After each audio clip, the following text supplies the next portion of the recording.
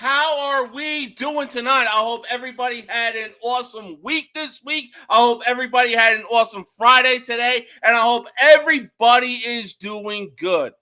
Why? Because, I mean, we're going to get into the topic later. But, hey, I hope everybody is doing good. But, in particular, I hope that fucking fan that went to the Chicago White Sox game steps on a goddamn pile of Legos, baby. Like I said, we're going to get into that topic in just a bit. But for right now, it's time for the most uncut, unfiltered, and uncensored sports talk show you will find on social media. And tonight is the NHL draft, baby. But at the end of the day, you will know whose game this is with everybody saying no mercy sports. Let's get into it.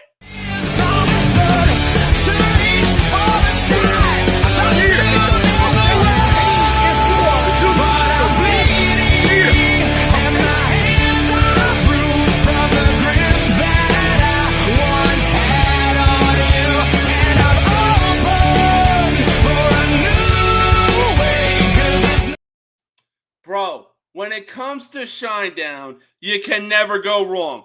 But let me talk to you. Why? Because, ladies and gentlemen, we are live! And man, oh man, it doesn't get any better than this because it is Friday. And I got some people waiting backstage, and here is one of them. I'm a bad guy, the one you love to hate. Andrew Anderson, spitting truth that just can't wait. Got a podcast, like a punch right to your face. College sports villain, taking it over the place. I'll bring the facts whether you like it or not. Dropping truth bombs, giving it all I got. They call me a villain, well, I wear that badge with pride. Nothing but secrets they try to hide.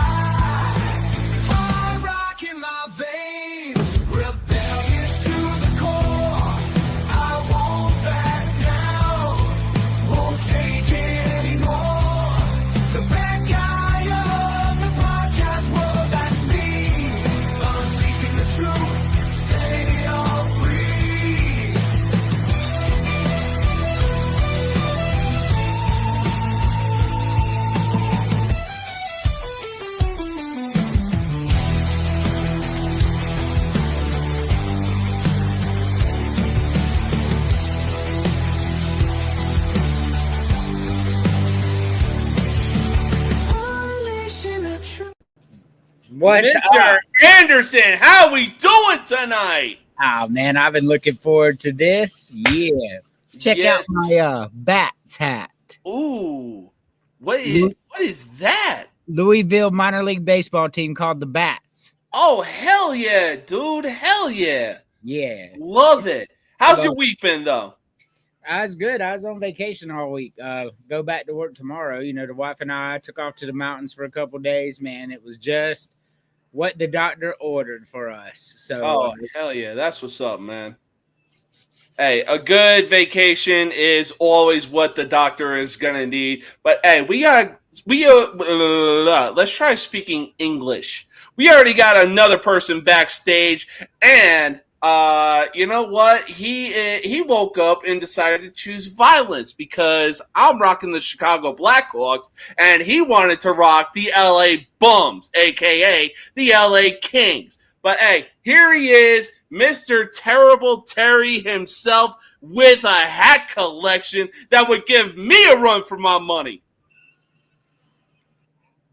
What's up, Terry? You're on mute, buddy. But yeah, you're on mute, my guy. I had the kid running through. Okay. Oh, I'm loving the King's hat that you got on right now. You're trying to force my hand this early, aren't you? You're saying I choose violence. Like, you want me to be a dick this early in the show? Bro, I wake up choosing violence every morning. All right, this one's... There we go. This is... You're making me do it. Oh! Not What the year was that? 2014 This is the championship 2014 hat. Stanley Cup hat. Wow. Damn. Okay. Hey. I mean, I didn't want to wait. I was gonna stay for the end of the show, but I guess you Hey, want I that smoke salute early. you, sir. Bro, you got. Wait, is that the Stanley Cup on the under part of the brim? Yeah. Oh my God. That is awesome, my guy. That is fucking awesome. Because oh man. Hey, The well, official locker room hat. just remember what team won more cups than your team did. You had like Right. 100-year head start, being the original 6. We did. I'm not going to deny that. I think we came in at 7, though. I think we're actually the 7th team introduced to the league. Hey, I'll tell you what, though. That 2014 team was really special, especially with the players that they had. Yeah. But we're going to get to NHL in just a bit. Right now, the WNBA is underway, and man, oh man, are they ever showing that they don't want to be relevant, mostly because of Caitlin Clark. Every player on every opposing team that isn't the Indiana Fever is just like, hey, yo, fuck you, Caitlin. They need to fucking realize, like, yo, Caitlin Clark is literally the reason why there's more zeros in your paycheck. Caitlin Clark is also the fucking reason why you are literally going to be traveling in better style than the fucking Indians did in the first Major League movie. Bro, they were traveling by crappy airplanes and a fucking crappy tour bus. It's like watching when they had that show, The Real Basketball Wives, but they're all trying to hoop. But I will say this. If this kind of shit continues towards Caitlin Clark and she were to leave the WNBA, would the WNBA be irrelevant and also have to file for bankruptcy? I mean, they ain't went bankrupt yet, so probably not. It is a growing sport, but without Caitlin Clark, yeah, the views go down dramatically and they lose a lot of money for sure. Oh, yeah. I mean, like, Clark is literally the reason why the views, the subscriptions, and the sales in the WNBA have literally tripled, if not quadrupled. And the WNBA has been like hell for so long that it's like, yo, it took y'all a quarter of a century to finally find a right player to make you guys relevant. And now that you have the actual player, you're fucking abusing her. What the fuck? It'd be like that. Well, the problem is they don't want to admit that she came in and saved the WNBA. They feel like it was a rock solid product before she got there, and really it's a bunch of jealousy is what we're seeing for sure. Oh yeah. But at the end of the day, she what the fuck? At the end of the day, maybe I did a bump before the show. You'll never know that. Never know. But yeah, at the end of the day, she's the reason. Yeah. You done? Okay. Okay. Ooh, wow. That is some diabolical stuff. Some Diddy action happening. Oh my God. I missed it. What did it say? Here, I got you. Oh, yeah. I don't know nothing about it, though. I mean, Chris would be the one to ask. He's the one that knows everything about everything. Oh, my God. He would be the one to know about that. He would, for sure. I mean, honestly, I wouldn't deny that. But yeah, look, I mean, these players really need to like kiss the ground that Caitlin Clark is walking on right now because, like I said, you know, if you literally increase the WNBA that has a league that has been trying for so goddamn long to be relevant, all of a sudden a player comes along and triples, even quadruples the numbers of what you've been trying to do, I'd be a little more respectful. I mean, thanks to her, they're probably better on viewership than the MLS. I mean, that's a fact. The problem is the ego. Like they can't let go of the ego. Just like Angel Reese said when Caitlin Clark was getting all this due, she's like, I don't know what y'all are talking about. This is because of me, not because of her. When really nobody really cared about Angel Reese. Oh yeah, she's getting more rebounds than she is of like actually participating in the game. Hey, bro, what RG3 said, man, that shit had me rolling. He said you could lock her in an arena for 24 hours. She'd come out with 10 points and 10,000 rebounds. Bro, I swear, RG3 really be tiptoeing the line on like, being reasonable, but also like tiptoeing the line of like what AB be posting on Twitter. I mean, he don't care. He got the money. He owns a Subway. Yeah, he probably gets his subs Jared style too. Over at Vanderbilt, we didn't need baby oil. That's right. Bro, I've been seeing on TikTok the fucking shit about Jersey Mike's. I'm like, look, if I worked at Jersey Mike's and somebody was doing shit for TikTok, that's a reason right there. Like, yo, I needed a reason to knock a motherfucker out. Like, tell Mike I signed a NDA. Tell Mike, put some of that homemade sauce on my sub and everything like that. Like, what? I'm not ignoring y'all. I'm sharing in the background, and I'm getting something I've been saying I was going to do for Terry for a while. Oh, yeah. Plus, your kid more than likely has your attention as well. No, he's just over there being a jerk. Go on, son. Go on and watch Bluey. It's okay. He likes PJ Masks right now. Oh, okay. Hey, introduce him to the Mighty Morphin Power Rangers. That kid is going to be doing a mosh pit in the living room. I guarantee that. Yeah, I never watched it myself, so I'm not really sure. You know, I introduced him to Scooby-Doo and the Smurfs and shit like that. Hey, classic shows. For sure. I think he'll like Darkwing Duck. Hey, Darkwing Duck was the shit, bro. Oh, Darkwing Duck was so lit. Let's get dangerous. Yep, and the Gargoyles. Oh, my God. Another goated show. Holy shit.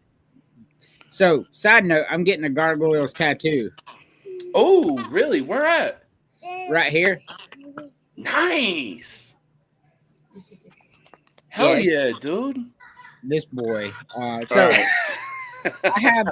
hold on. I have something. Do you mind if I play a quick video real quick? Hell yeah. I just made it. I've been playing with it, but I think I want Terry's approval. We're creatures of habit. We can't live without it. We don't have to answer to anyone. We're chasing the rabbit like creatures of habit, and no one else knows where we're coming from. Hell yeah. I like it. Do you? Yeah. That's your new How intro. can you go wrong with Shine Down? I've been tweaking it, but I was like, you know what? You didn't have an intro today. I'm going to go ahead and finish it while we're here. That's what I was doing in the background. I love it. I think it was great. Dude, that was awesome. Emily said she's jealous of your intro. Well, I mean, a witch gonna be doing witch things. You know what I'm saying? Tell her I'm not trying to drive a wedge. Okay, He said he's not trying to drive a wedge. Oh! Ho, ho, ho. Damn, looks like we got some competition, guys. Hell yeah, Sports Bible. Big shout out. Who's going to take on Eddie Vedder then? Come on, AC. I'll take on Eddie Vedder. AC, you want to sit with me? So he's got his phone propped up on my neck and head, just so y'all know. That is awesome. I can do you a rock intro, JT. The Pittsburgh thing worked so well for me, but it really does. I'm not even gonna deny that. Like, look, I'm not a big fan of country, but damn, your intro works really good, my man.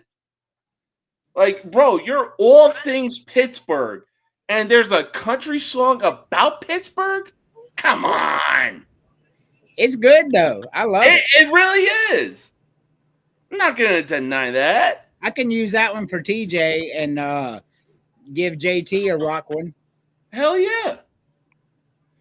Anyways, look, we're gonna stick on the subject of the WNBA, and it may have taken about half the season for the Indiana Fever players to finally get on track of like, oh shit, we actually help out Caitlin Clark. We're gonna see more zeros in our paycheck.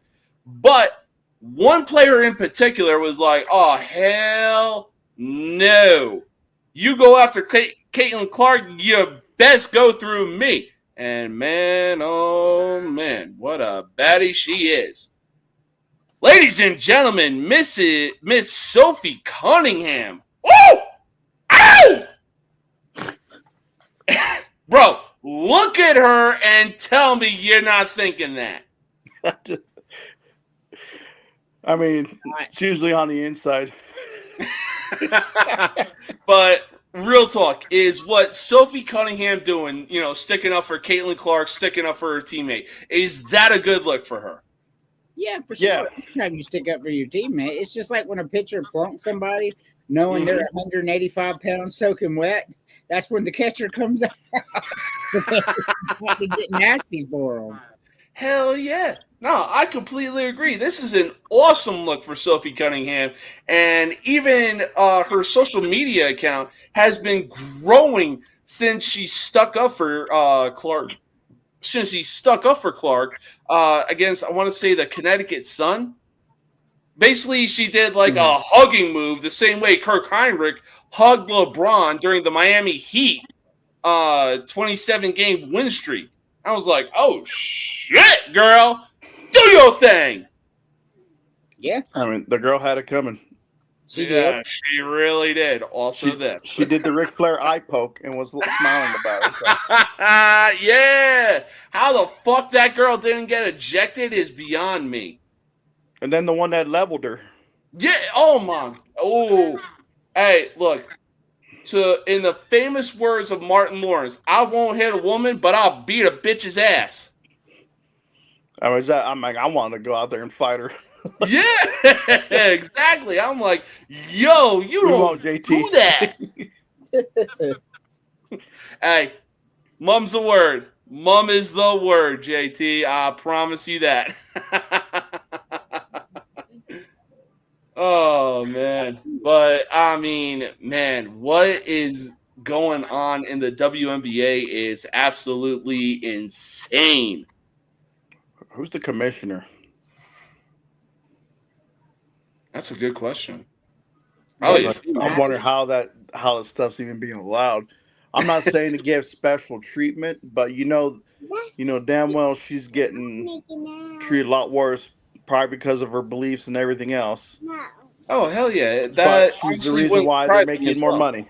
Oh, yeah. Plus, on top of that, it's like, yo, Caitlin Clark is literally like the Bad Boy Pistons.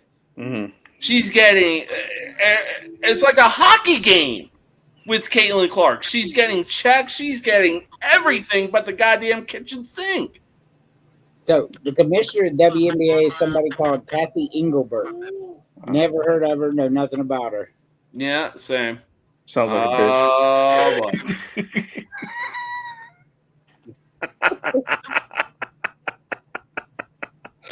Can't even see the face. Is it like this? Oh man, yo, it's the emoji that is just straight killing me right now. I mean, Emily, come on. Look at Emily, come on. Look at Sophie Cunningham and tell me you wouldn't. I dare you. Look at her and tell me you wouldn't. Well, she just grabbed her phone, so whatever she says is her own recognizance. I believe it. Oh man. All right, though. Let's move on from the WNBA.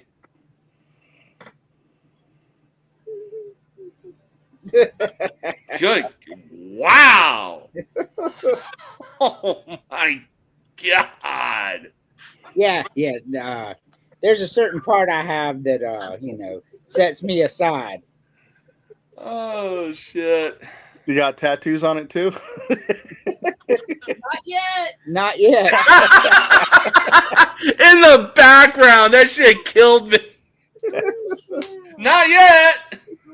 Oh my God. So, bro, JT, you ain't lying though. Oh my God. Andrew's probably gonna start out his car, then fully done. Cartoon Network. Yes. Oh my God. Oh, I knew tonight was going to be a fun night, much like last night was. Yes, it was. It was a blast, man. But hey, so I got a Chicago Blackhawks hat on, and let's talk about the captain of captains for the 2010s during the Chicago Blackhawks 2010s run. Jonathan Toews is coming out of retirement and signing with his hometown team, the Winnipeg Jets. Could you blame him? Not so much leaving the Blackhawks, but I mean, in a way, yeah, I could blame him. I mean, in a way, I could blame him, but yeah, no, I can't blame him for signing with his hometown team. Now that the 37-year-old is coming out of retirement, do the Winnipeg Jets make a run in the Stanley Cup playoffs? No. I'll agree with that. It's not so much. I'm not denying his skill set. I mean, hell, I would like to have him in LA even, just to piss you off. But he's at that age now. Yeah. Like, yes, he'd be a good veteran presence, what they need for that Winnipeg team. That's fairly young, but he's not going to be the difference maker. Yeah. He's not going to be able to do what he used to do in his days of old. Mm-hmm. Back in 2014. I completely agree. I mean, right now, the only thing that the Jets really have going for them are Patrick Laine and Hellebuck in the goal position, and that's literally it. But like you said, Toews is definitely gonna fulfill that role of like, hey, I'm a veteran, I'm a 3-time Stanley Cup champion. I know what needs to be done, but at the same time, he's not going to be doing what he did in like 2010, 2013, and even 2015. You know what I would do to get Hellebuck on the Kings? I would evict a house that has 100 orphan babies in it. Hey, look, let's just be happy that he is a goalie for Team USA when it comes to hockey. Just like Quick was.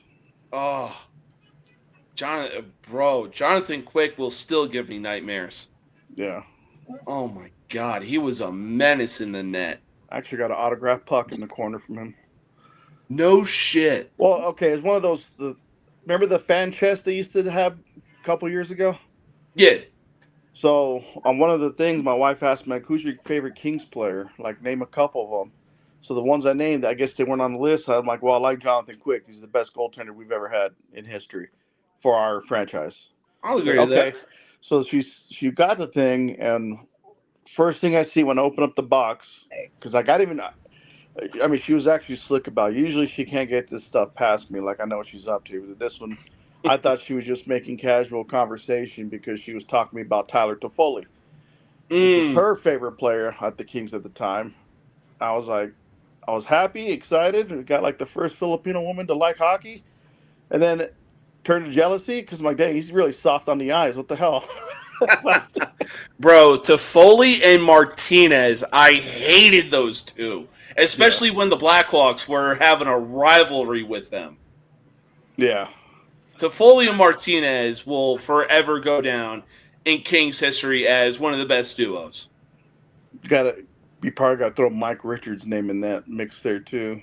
Oh, hell yeah. But so I open up the box, and the first thing I see was that autograph puck with the COA from Fanchest. Oh my God. And it's the second autograph puck I have. The other one was Martin Jones when he used to play for the Kings. Yes, Luke Robitaille. That's going to be my next figure to put on the wall. Reasonable. Mm-hmm. I actually do have that jersey too. So. But hey, it's West Texas. It's starting to feel like Houston over here in West Texas for some damn reason. Therefore, I am not putting on a jersey until hockey season when it chills the hell out with this weather. Facts. I mean, look, I even have the NHL draft going on right now because it's like, yo, yeah, we're in the dog days of baseball right now. The All-Star game is coming up. Cal Raleigh and Ronald Acuna Jr. just announced themselves as participating in the Home Run Derby. That's going to be entertaining as hell. I don't care who you are. Mm-hmm. But right now, it's like, yo. Like, hockey is just so goddamn entertaining. Oh, my God. Here's the one I was going to promise you the other day, by the way. Ooh. Because we were talking about alternate jerseys from the 90s.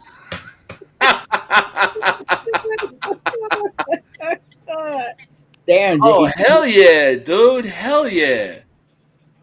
What was that, Andrew? I was just reading JT's comment. Yeah, look what JT had to say.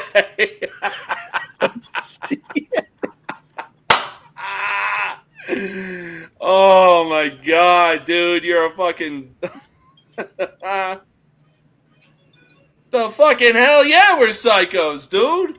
Hell yeah, we are. Damn proud of it. It's probably got only like 2 Avalanche hats. Yeah, probably. I was gonna say the only jersey he probably has is a Patrick Roy or Patrick Hoy jersey. No, he's gonna say "Wah." It is Wah. He's French Canadian. You uncultured swine.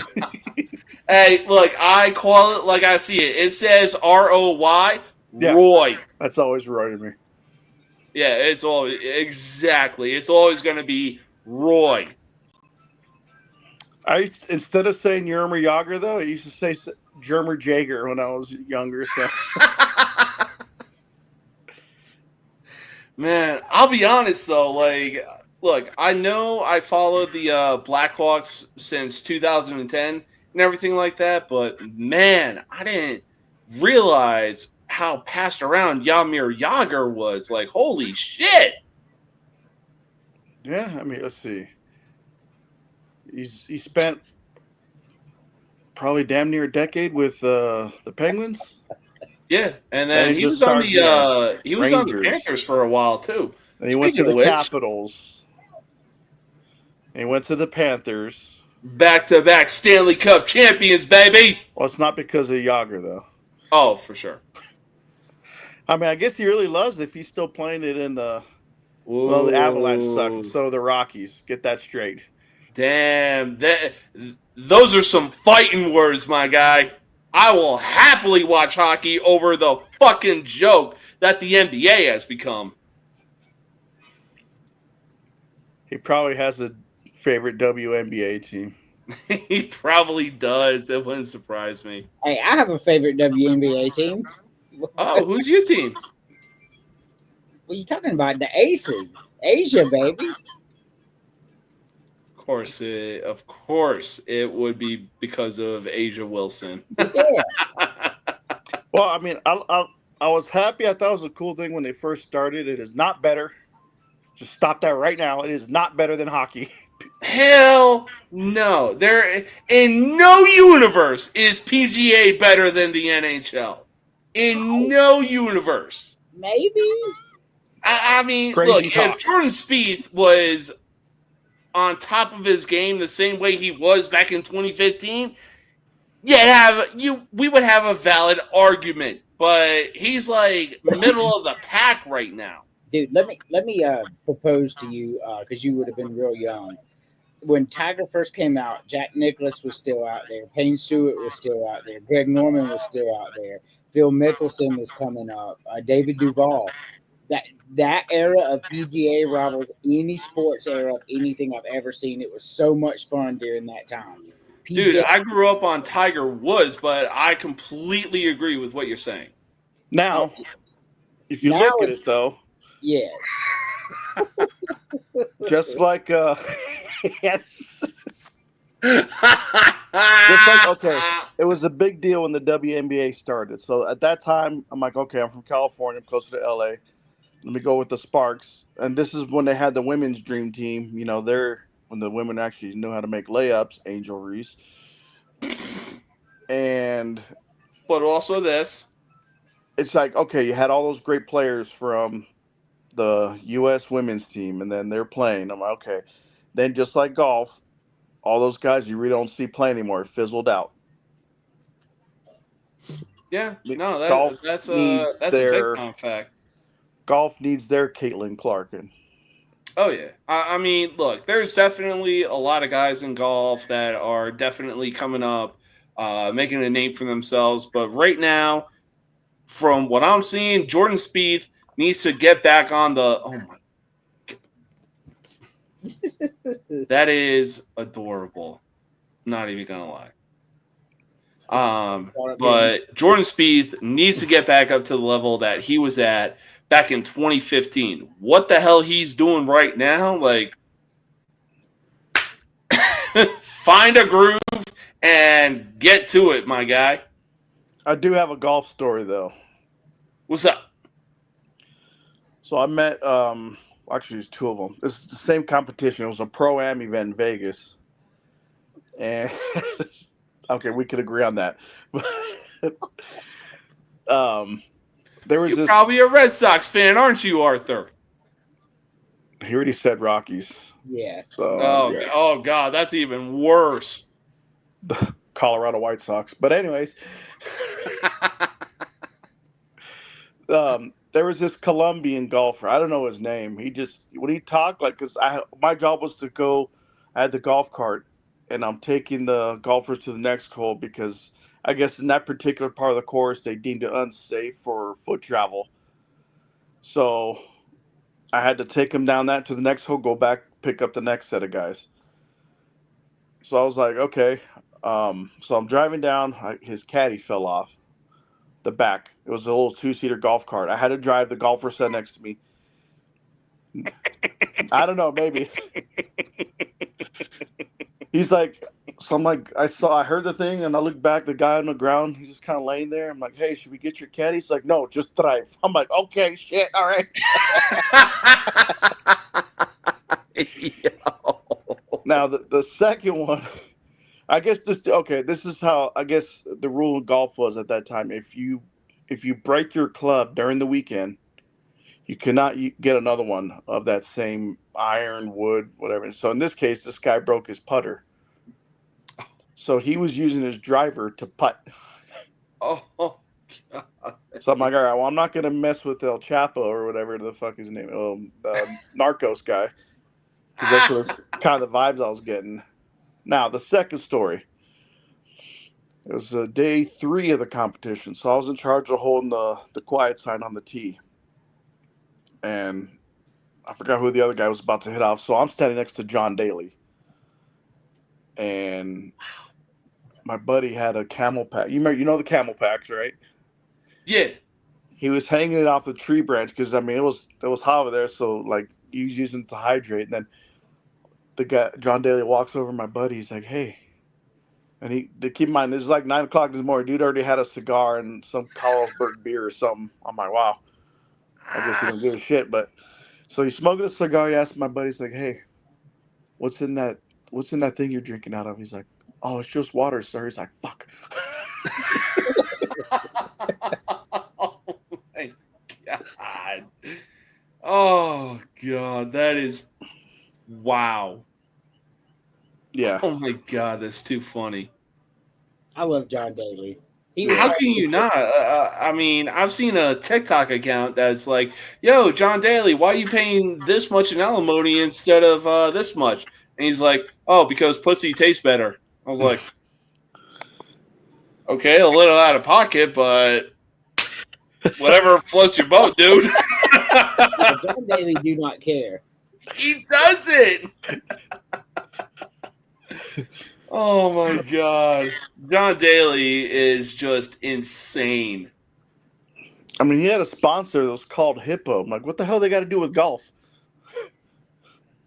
A sponsor's a sponsor. Huh? Yeah. Sponsor's a sponsor. Yeah, but I figured that's the only one I see that was like non-golf related. I mean, one of them is sponsored by Pepsi. That's not golf related.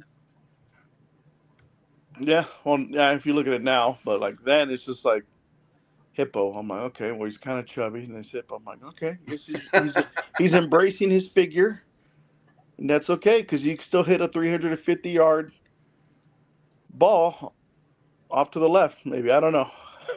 Yeah. It's like the Tootsie Pop commercial. The world may never know. The owl. It's still 3. A goated commercial. Yeah.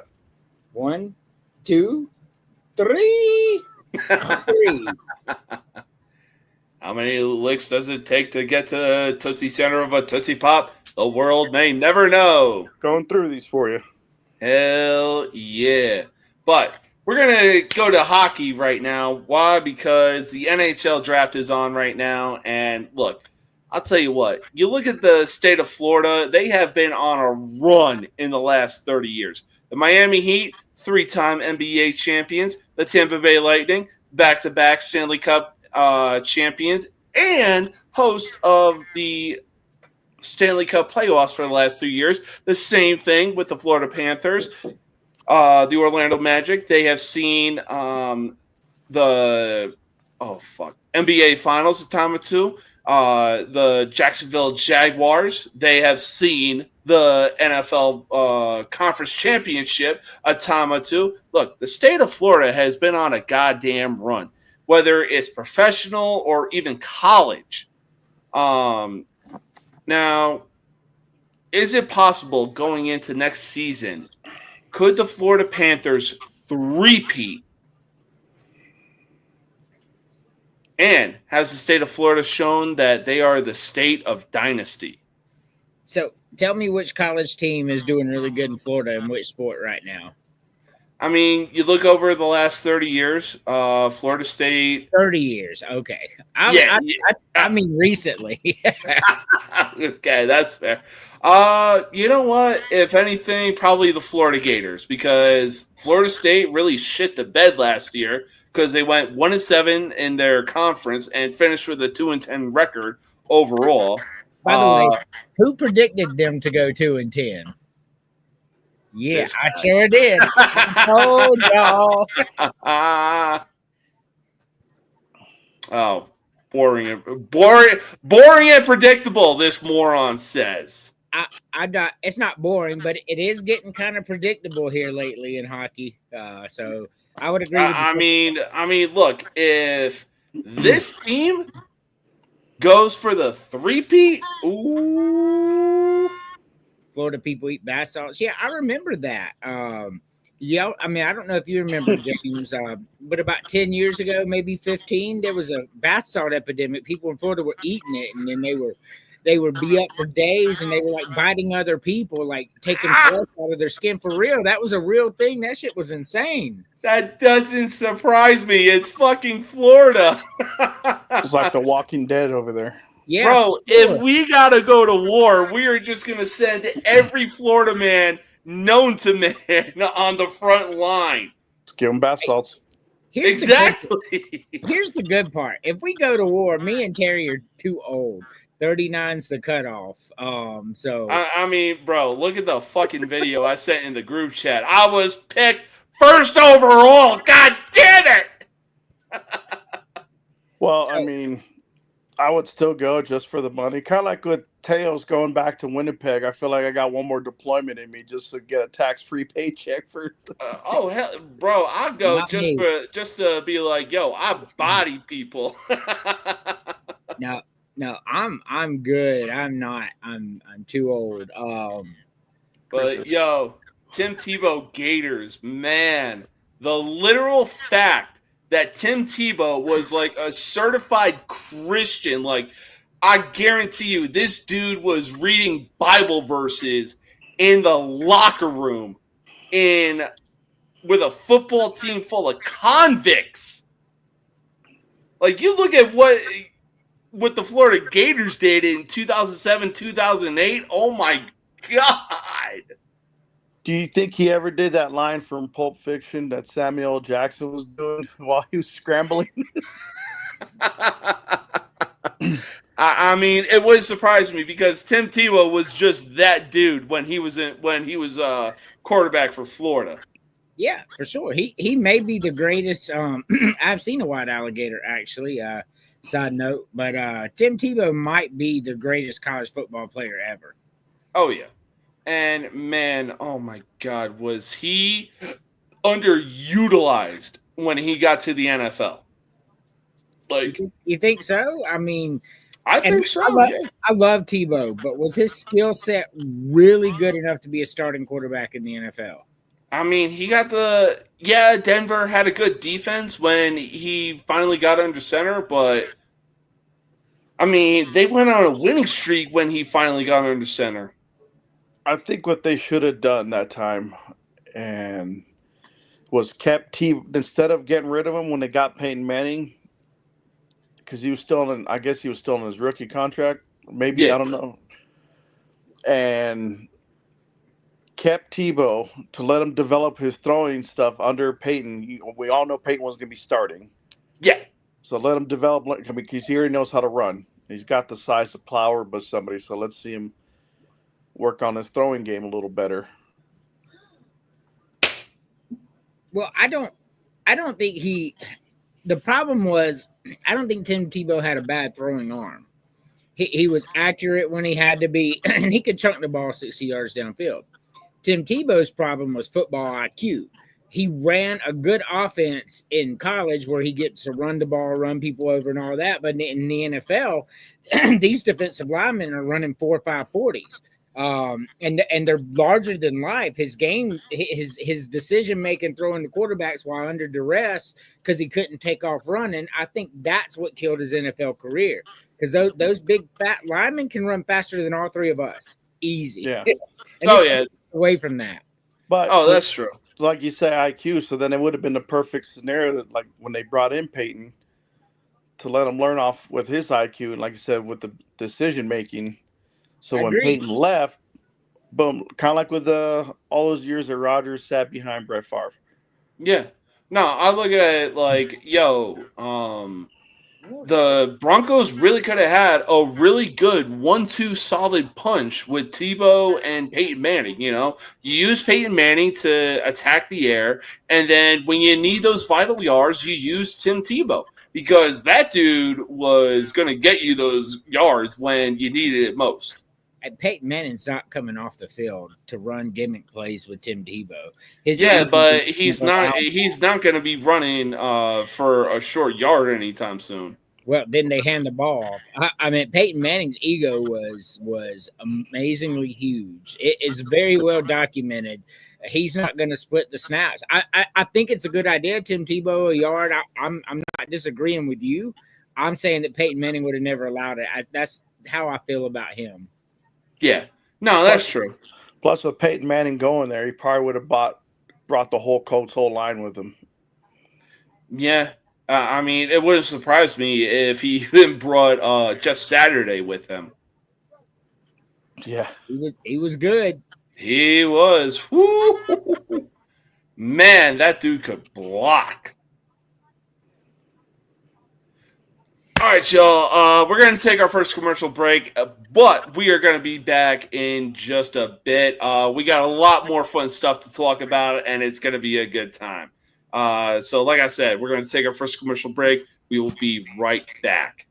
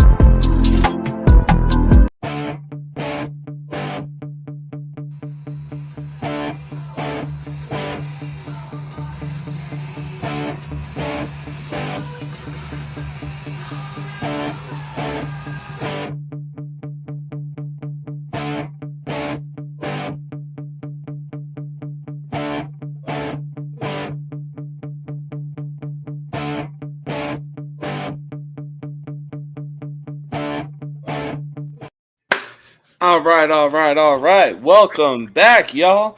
Let's move on to the next topic. Why? Because, look, the NHL season may have ended, but the NBA at this point is an absolute fucking joke, and it's not even close.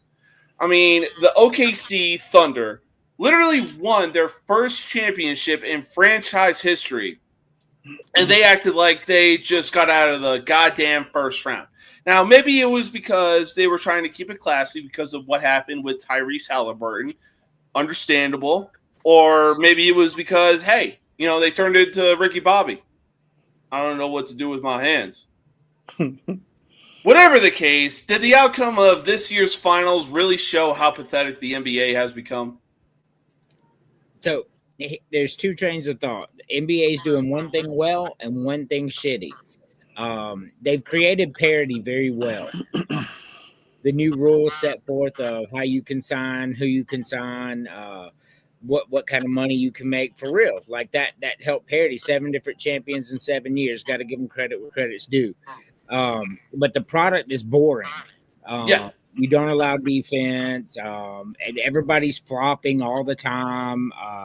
You have an in-season tournament at the beginning of the season instead of for playoff implication running against the NFL. NBA is a terrible shit-ass product who created very good parity. Yeah. I mean, look, the last time that I literally can think of, the last time that the NBA was fun was the Malice at the Palace, and that's it. I mean, the last great run in the NBA was the Dallas Mavericks. Yeah. That year. That was the last great time I felt about the NBA. Oh, yeah. No, I completely agree. I mean, hell, even then, like when Derrick Rose was playing for the Chicago Bulls, like, yo, that was they should have been the Chicago Blackhawks of the 2010s. But God forbid, LeBron had to jump ship and go to fucking Miami in order to win championships. Exactly. It really is. We agree with Arthur for once. We do. Exactly. Also, loving the King's hat.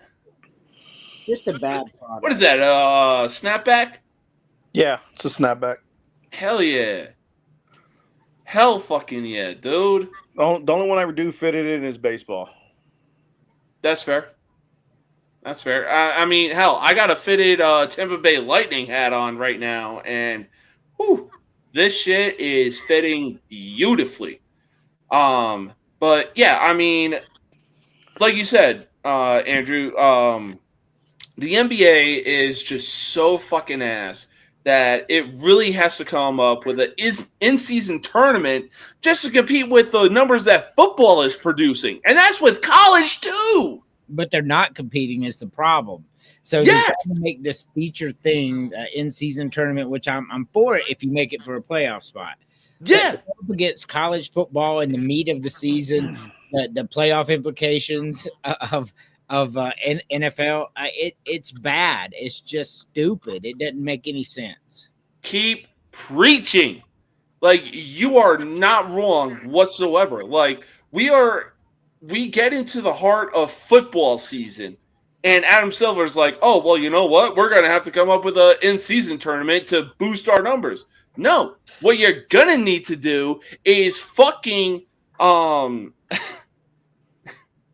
my God. The wife got you. Yeah, the wife got me. Fucking hell. Look, she didn't change her last name on it because she was embarrassed. Anyways, look, what the NBA needs to do is wait until the NFL is over, because February on, yeah, that's when the NBA should take over, especially with hockey. You know, I mean, hockey. Even hockey is like, you know what? We're not going to come up with an in-season tournament. We know that we draw numbers when the Stanley Cup playoffs start. Why? Because we know we can draw numbers. 1 second. Give me 1 second. Always watching. Yeah, fucking Big Brother, I swear to God. Love you, sweetheart. I'm forcing this smile, by the way.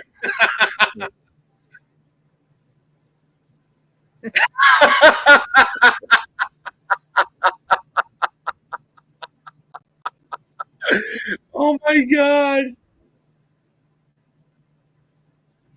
You learned a lesson. Ooh, college football at number 1. That's interesting. So college football at number 1, MLB at number 2. You and I are 100% in agreement there, JT. That's 100%. I'm putting football and college basketball over hockey personally, but 1 and 2 is spot fucking on in that order too. College football, MLB. Yeah, I mean, look, I'll agree to that. Well, we know a certain person is going to put PGA at number 3. I mean, if you're talking about the dude I think you're talking about, the dude literally got excited over Vanderbilt winning NCAA golf. The guy's been Arthur. Like, what? Who gets excited over college golf? That's a thing? It really is. I'm just like, yeah. I'll take a lacrosse. I think he showed Vanderbilt was like in 12th place going into like whatever the tournament was, and we never heard anything else about it. So I'm assuming Vanderbilt lost.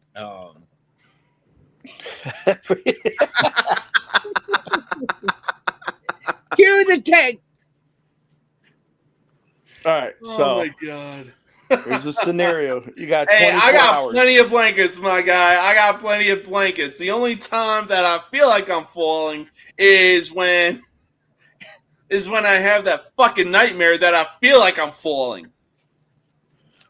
So here's scenarios. 2 choices here. You get 24 hours to either watch Vanderbilt play college golf. 24 hours straight, you got to watch. You get $1 million. Or you got to listen to the Jimmy Snuka theme song for 24 straight hours. I'm watching golf. Fuck it. I'll watch golf too. I mean, that's a literal damned if you do, damned if you don't kind of thing. But fuck it. I'll watch golf.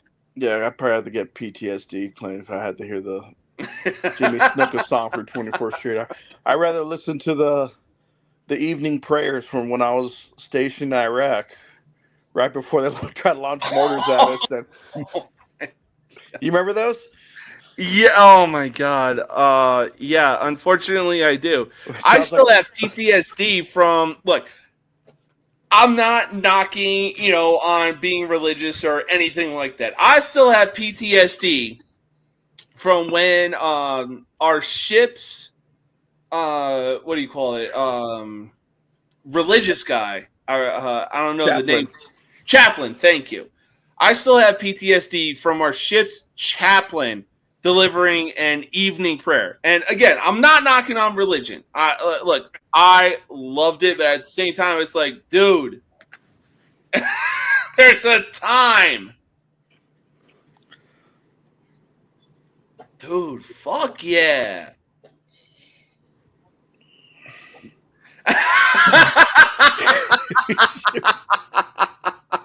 Bro. Girls are gross and wieners are worse. I hear Oh you. my God. Enjoy the rest of your night, JT, bro. Would love to bring you on here again. Real talk. Next year, we're going to have Sports 5 bottled water company. Yeah, we're not buying any of that. I never said I hated the prayer, but at the same time, hell, I still got PTSD from the goddamn fucking ship whistle. It wasn't the prayer. It was the fact that after the prayer was done, all of a sudden here come the whistling sounds from the mortars. Yes. It was becoming a routine thing. Oy, boy. But I will say this. We're going to move on from the NBA, and we're going to move on to Major League Baseball. Now, look, if you've seen the movie A League of Their Own, you know the quote that I'm about to say. There's no crying!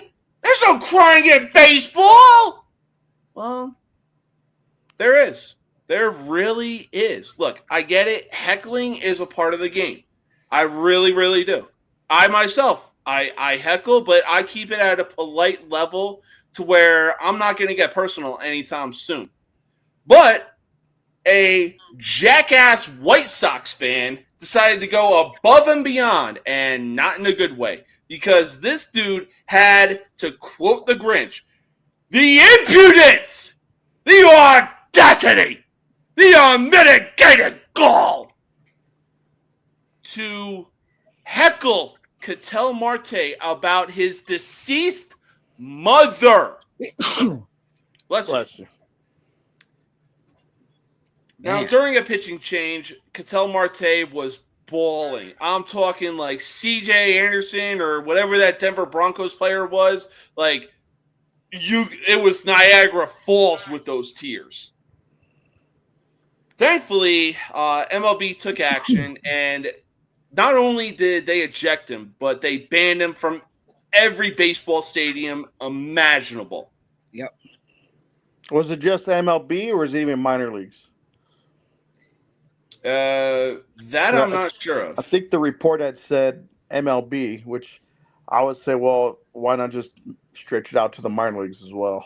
Because yeah, exactly. they're owned by different companies and people. It's not like they all, like, each individual team is owned, but they're in the MLB, kind of like college football and NCAA. But the minor leagues are all independently owned. They do come together for a league, but I don't think you can cross ban them without their permission. But aren't they still kind of affiliated with an MLB team? Like this team owns this minor league team? No, they don't own them. They don't own them anymore. They're just affiliates. So each individual minor league team has its own owner. Yeah, it's like the Chihuahuas with the San Diego Padres. Yeah, so they have individual owners. Yes. So. But, look, I feel stupid for asking this question, but I already know the answer. Is it ever okay to take heckling to a personal level? It depends on I mean, there's a line. I mean, like caught doing cocaine on a boat, for instance, and somebody was like, "Hey, if you did some more cocaine, you can make that shot." I have no problem with it. But talking about somebody's mother, wife, daughter, son, stuff like that, that's where you draw the line. So there is a line. You can attack personally, because I would scream, "Hey, get some cocaine maybe next time you make." I'm 100% okay with that. But not about somebody's mother, wife, husband. No, none of that. No. Especially when they're deceased. Oh, yeah. If you're going to heckle someone, heckle the subject. Don't go offline and little sucker punches from behind. Oh, big facts. Look, there's been numerous times where I've gone to a Chihuahuas game and I heckle. My wife doesn't like it. Reasonable. But at the same time, I'm like, oh, hey, if it's a away team, like, oh, hey, so-and-so, I heard that your favorite character from The Office is Toby. Like, I'll keep it at that kind of level. And if it's a home team, oh, hey, so-and-so, I heard you know how to fold a fucking fitted sheet, because let's be honest, that's fucking impossible. Mm-hmm. Like, I'll keep it at that kind of level. What is that? That's polite heckling, my guy. I wouldn't even, like, I've never even seen The Office, so I have no idea why that's funny. Well, Toby is just one of those guys. Like, he is a big-time buzzkill, just part of the no fun club whatsoever. Like, let's put it this way. If we were to go to Wrigley Stadium and the Braves were in town, oh, you best believe. Hey, Ronald Acuna Jr., I heard your mother. I heard you leave your text with your mother on red, you bum. You've been watching Trev, haven't you? Yeah. Yes. Dude is the GOAT of polite heckling. Like, that is the level I will go to. But, again, no. I'm not going to a personal level anytime soon. So, no. So, the video of the guy getting shot with the fireworks that I play on my show, right? Yeah. Mm-hmm. I'm going to enter in a bet with Chris if he'll take it. If Vanderbilt wins 8 games, I will do the fireworks shot. If they don't win 8 games, you have to do it. Ooh, the bet has been laid out. Chris, if you're listening in, you heard it here first. Why don't you do it for the you guys play them this year, right? What's that? South Carolina plays them this year, right? Vanderbilt? Oh, yeah, for sure. Just do it off that game. He ain't going to do it. He already knows that Vanderbilt can't beat South Carolina. Well, he have a better chance doing one game than trying to get them to win 8. The only thing he has to go off of is Diego Pavia, and that's it. Yeah, that's really it. Diego Pavia is. We're not going to transition this to the Vanderbilt show, but he's not getting them 8 wins. Yeah. Nah, for sure. But we're going to go to baseball right now. Now, baseball is really sleeping on Pete Crow Armstrong. Now, sure, his batting average isn't on the level of Shohei Ohtani or Aaron Judge, but this dude is literally top 10 of home runs and RBIs. Is it time to put some respect on Pete Crow Armstrong's name and put it and consider him part of the NL MVP conversation? Well, MVP, probably not. Not in my opinion, anyway. But it's so. I mean, there's too many good players for MVP. But the thing about him is, he is so good. The upside of him, his future is bright. The Braves actually passed on drafting him. Good job, AA, you piece of. Anyway, yeah, he is definitely one of the top 5 rising stars in MLB for sure. Oh yeah, to win the MVP this year. Hold up, but a rising star, one of the 5 best rising stars, young stars out there. I will give you that. I'll agree to that. Yeah, any day of the week, I'll agree to that. I mean, you see what he does on defense. A player will hit what looks like is going to be a routine double. This dude just comes out of fucking nowhere like the RKO and just makes an unbelievable fucking catch in center field. And it's like, whoa, that was supposed to be a routine double play. Dude, what are you doing? It happens.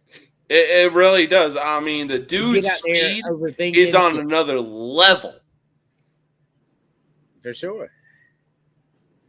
So, I mean, yeah, I completely agree. Yeah, he's definitely going to be top 5 players of Rising Stars. And, man, I cannot wait to see what he does for the Chicago Cubs.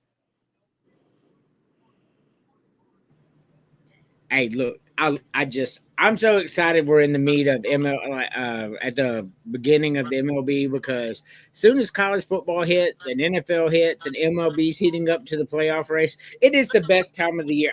I've said it before and I'll say it again. September 1st to January 1st is the elite months of the year.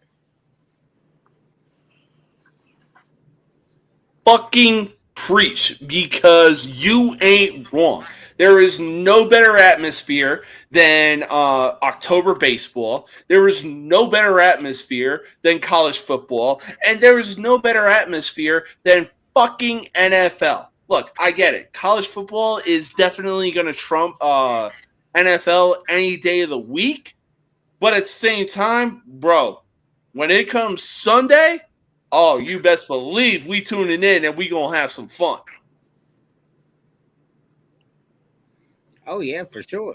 Like we gonna have a blast. I cannot wait. Like I literally for playoff baseball. I mean, not even just playoff baseball, but the month and a half leading up to it. Like you've got to position yourself better. Are you gonna get the last? Are you gonna get the last spot?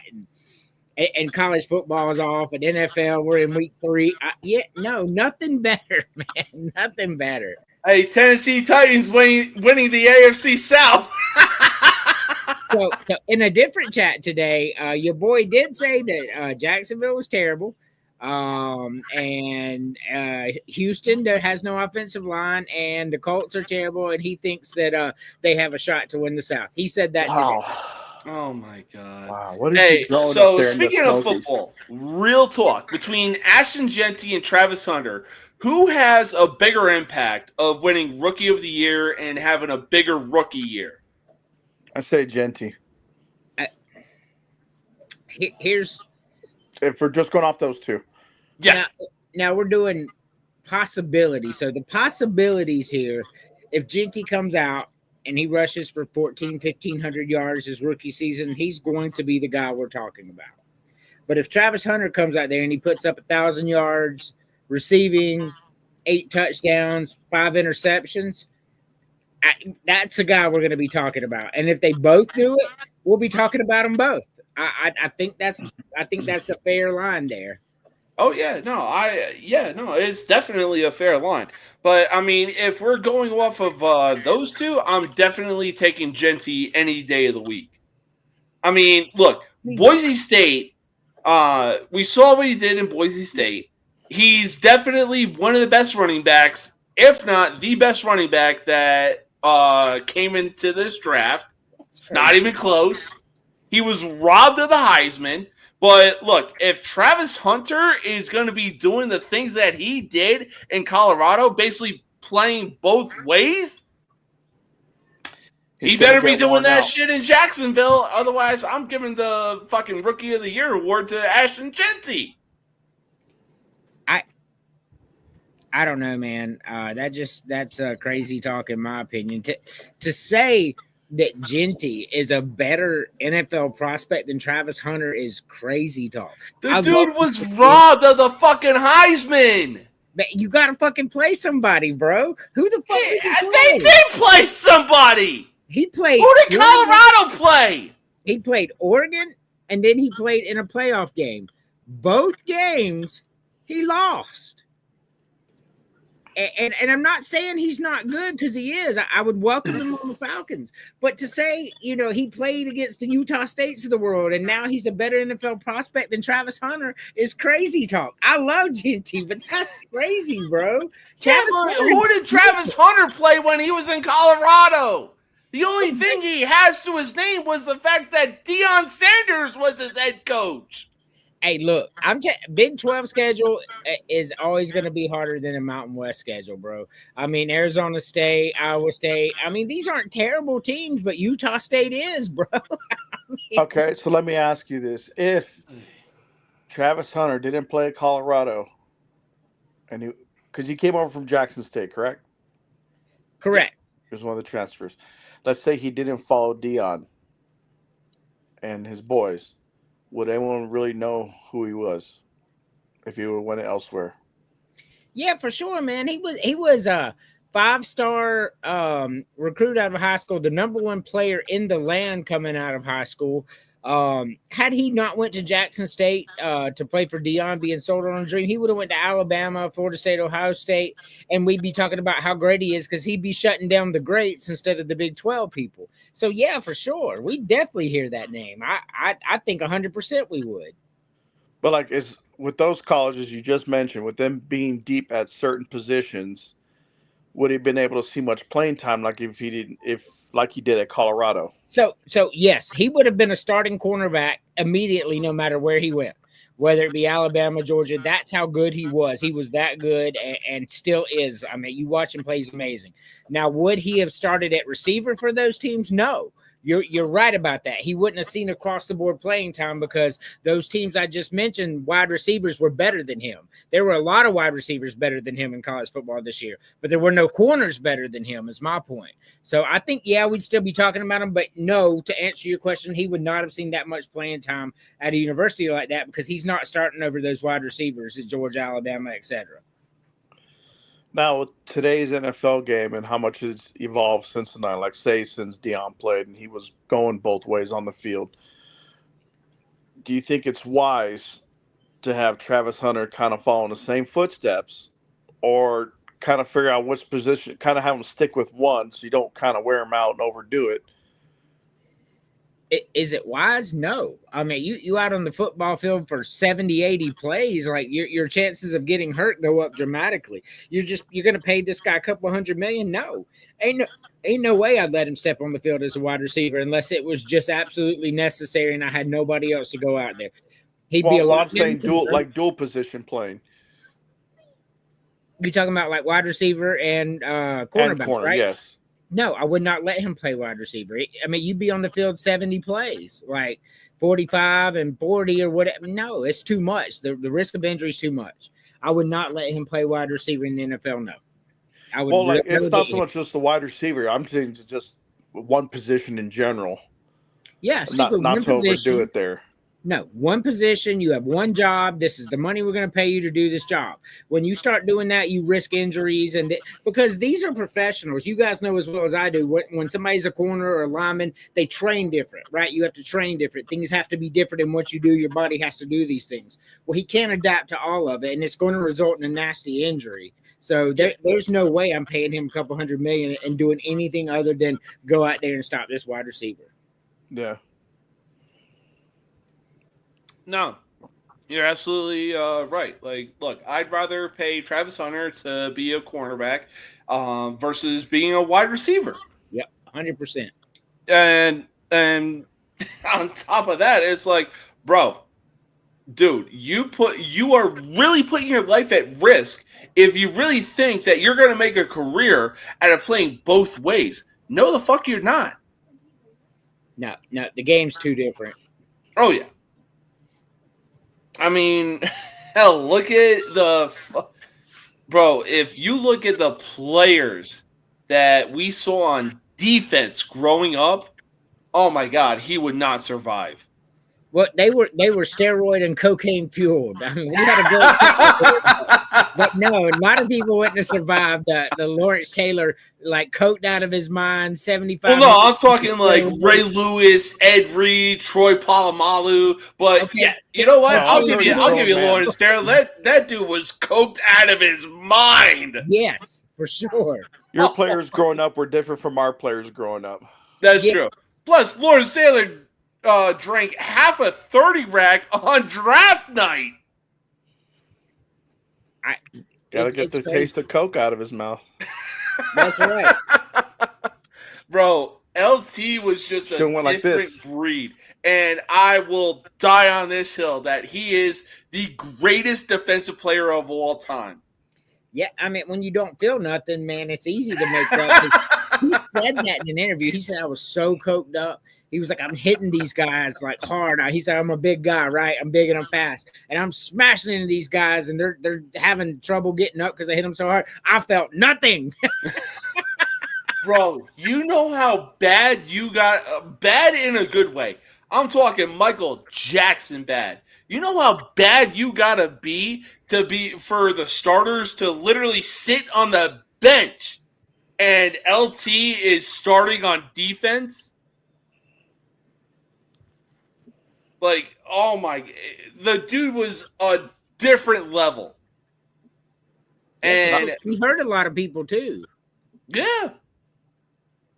The That's crazy Joe thing Theismann. is, Yeah. here's the crazy thing though. The dude didn't even like the defense that was being ran. And he went in, talked to oh my god, what was his name? Phil no, not Phil Sims. Bill Parcells. He went and talked to Bill Parcells and goes, yo, this defense routine sucks. Who do I got to talk to about switching it up? You know who ran the Giants defense when he was playing? The same fucking dude that won the Patriots fucking 6, maybe more, fucking Super Bowls. Bill Belichick. And he was on the special teams. The problem is what was going on with LT. I almost guarantee you why he brought that up. There for a while, he was getting double and triple teamed, right? So basically what was going on there is he didn't like the way the line was set up because they could easily double, triple team him. And but what he found out, even throughout his career, they were always going to double, triple team him. They were never going to leave him on the island because it's stupid. It really is. I mean, bro, you look at LT's highlights, oh my God. James. He was a fucking menace. What's going on, James? My man. Hey, what were the years that Florida State won the national championships, excluding 2013? Why? Because Florida was on that fucking level.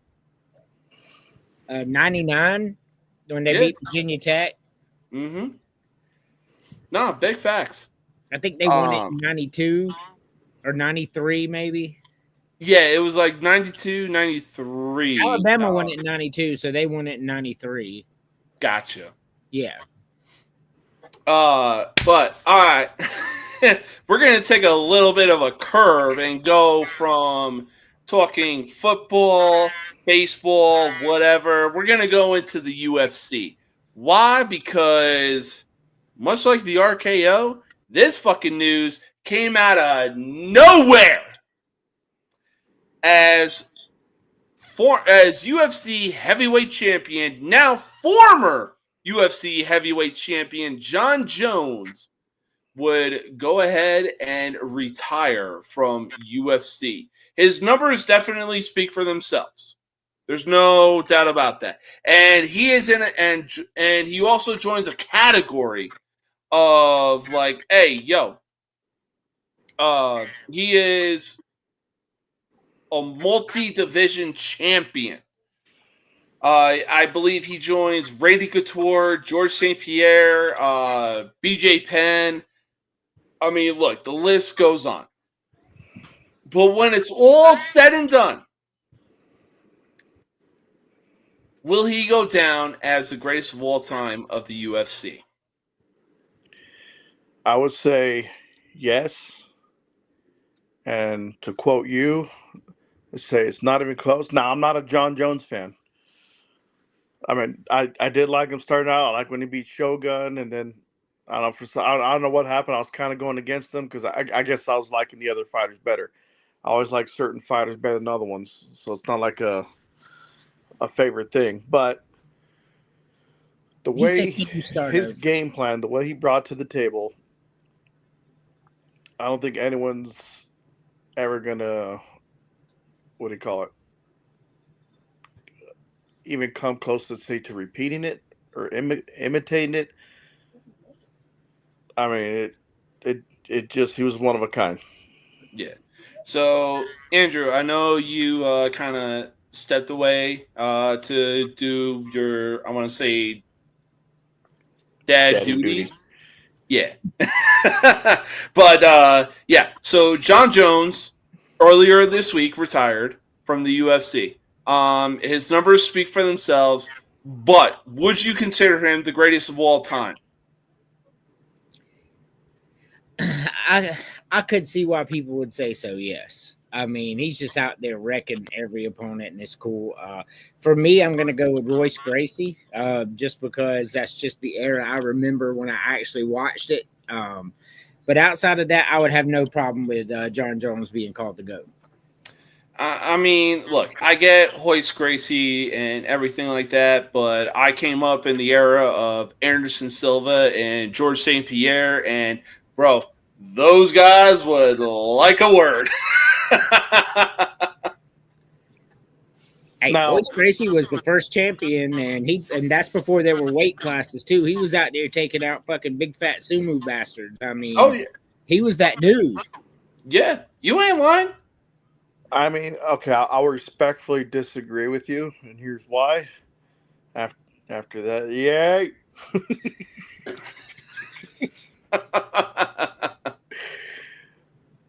Because, okay, I remember there was one fight Gracie had. He fought a guy who had one fist, and then the other hand had a boxing glove on it. Okay, they were just stupid. Oh, my God, I actually know the fight you're talking about. Yeah. I've seen the highlights. You had one boxing glove, the other hand was exposed. The IQ level of those guys back then. Oh, my God. His best competition, and you never see him fight him again, was Ken Shamrock. Yeah. He was. But Royce Gracie was old, and Shamrock was a steroid cocaine fueled menace. So that really wasn't fair. Yeah, he still beat him. He still beat him. But what I'm saying is, when did you ever see Royce Gracie just flat out knock somebody out? He was depending on his gi and his submissions. To me, it was too one dimensional for the time. Now, I was going to say, yeah, Royce Gracie was a submission specialist. Yeah, he was one of the pioneers of the game. He introduced. Probably a lot of people didn't know there was such a thing called Brazilian Jiu-Jitsu. Oh, yeah. And just back then, it was just like no one could really figure that out. But then once they did, it was nothing anymore. Everyone was doing it. Everyone was also learning to stand up because it's called mixed martial arts, not just get this guy. It's not like blood sport, like this discipline versus discipline. Everyone had to learn everything. But hey, look, James, you ain't wrong because Ronda Rousey, ooh, she was a baddie. I thought you were talking in third person. Oh no, the comment. Whoo, was Ronda a fucking baddie? But when she lost her title to Holly Holm, oh yeah, that was the downfall of. She was a bad one too. Oh yeah, Holly Holm was. Daughter. Oh, she was her. Whoo! Ronda was another one. Oh, yeah. She wasn't as one-dimensional, but she was leaning towards the judo and stuff. She depended on that a lot. Because she was exposed for not having a striking game by Mana Nunez and Holly Holm. Oh, yeah. No, she definitely got exposed for not having a stand-up game. And like you said, she was known for her judo and looking for the armbar constantly. So, but yeah, look, I will easily consider John Jones top 5 of all time when it comes to the UFC. But yeah, as far as number 1 and number 2 go, it definitely goes to Anderson Silva and GSP. I say in their prime, I would have loved to have seen it. I wish they would have done a catchweight fight, but I still think John Jones would have whooped Silva. Oh Because, yeah, okay, prime like, Silva you and look at prime Silva. Jones. Oh my god, You that would have look been at a Silva. sellout. Because look how many years he spent in the middleweight division. Mm-hmm. And he was towering over everybody except for that one Korean guy that got him in that heel hook during the Pride fighting. And he was tapping out before his ass even hit the mat. But I mean, Anderson Silva was straight up him up until he got way too cocky against his fight against Chris Weidman, and then Weidman just made him eat his words. And they broke his leg in the second fight. Oh my God, that still haunts my dreams. My God. Look at the first fight with John Jones and Gustafsson. To me, I think Alexander Gustafsson won that fight, the first one. Now, second one was obviously John Jones dominated. He knew how to make adjustments and then just totally embarrass his opponent. But oh yeah, for sure. My favorite fight though all time, I will say, is was Anderson Silva versus the first time he fought Chael Sonnen. Oh yeah, that's a good one. I was pulling for Chael so hard because I'm like, dang, this dude for 4 rounds he made Anderson Silva look like an amateur. He really did. The only thing that Chael Sonnen was doing was going for the takedown, and it worked. Because Silva wasn't used to anybody doing that. I'll say this: my favorite fight. Oh my God, what was it? It was oh my God.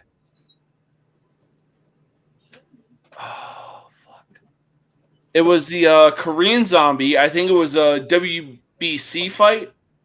Mm-hmm. It was the Korean Zombie, and oh my God, fuck, what was his name?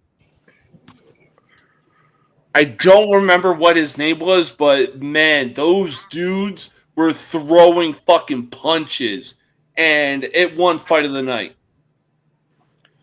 That's a nice guy there too, Korean Zombie. Mm-hmm. I met him. We went to a little Korean version of UFC. No shit. And one of his teammates was fighting, so he went and walked out with him. So we were like, we're by the entrance ramp. They're coming out, and then we were chatting with the guy, and kind of like, I mean, he'd understand us, we'd understand him, but just like getting our shakes and getting pictures in and stuff. So that is a cool dude. Oh hell yeah! You want to see crazy little, like the first 2 or 3 minutes of a fight? Look up the old Pride video with Don Fry and I think it's Takayama. Oh, okay. These dudes, they look like they were having a hockey fight in the middle of the ring initially. So I'll say this: Don Fry is a crazy pull.